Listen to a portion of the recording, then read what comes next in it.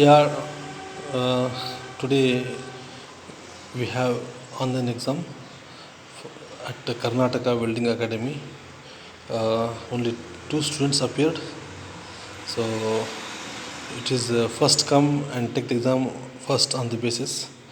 So online exam it is. Exam will be done with help of mobiles, and we are using Socrative software. Marks are appearing here.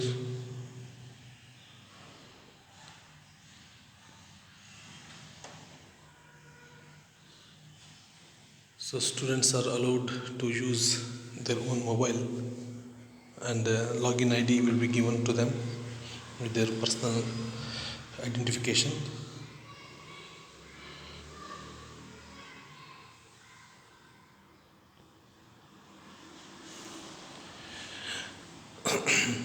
Sixty% marks are mandatory to pass the exam.